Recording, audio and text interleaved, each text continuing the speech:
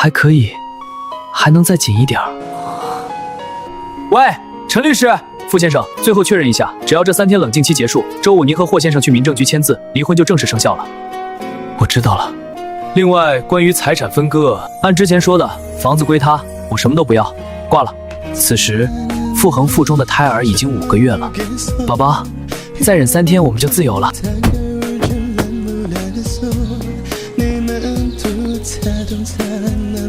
傅总啊，嘿嘿，你这就不够意思了啊！大家都在喝呢，怎么就您杯子里是水啊？王总，抱歉啊，最近身体不适，医生嘱咐禁酒。哎，都是借口，我看呀是傅总不给我面子。来，这杯满上。他说了不能喝，你聋了吗？这不是霍大摄影师吗？怎么还没离呢，就管这么宽呢？霍琛，放手！你让我放手，那老东西的手都快搭到你腰上了。这是工作，霍琛，别让我难堪。推开防火门，喧嚣声被隔绝。难堪？你觉得我让你难堪？傅恒，这半年你对我冷暴力，不让我碰，现在却在外面跟这种人虚与委蛇。我没有精力跟你吵架，没精力？是你多忙啊，忙着转移资产，忙着找下家。既然你这么看不起我，当初为什么要跟我结婚？如果你觉得是这样，那就是吧。好，这是你说的，周五谁不离谁是孙子。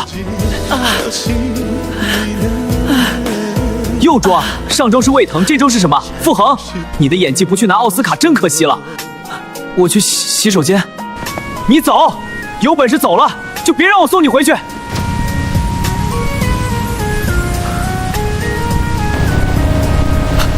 说话，没什么好说的。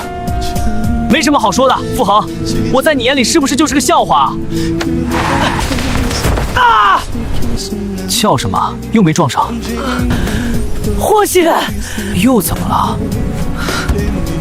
开门，我要下车。你疯了？外面是暴雨。我让你停车，我要吐了。行，看着我恶心是吧？那你滚下去。谢谢。好痛，宝宝别动。肚子，我的肚子！救命！谁来火了？好疼！哼，装的吧。傅恒，傅恒，你又在玩什么把戏？你给我起来！手怎么这么凉？救我！救谁？你在说什么？啊！血！你的肚子为什么这么大？是孩子！混蛋，是你的孩子！不好！我不离了，老婆，我不离了，你别吓我，求求你，别吓我！宝宝，醒了，睡。还在吗？在。医生说你是受孕体质本就难，加上长期束缚和营养不良，命大。为什么不告诉我？告诉你干什么？让你为责任留下来。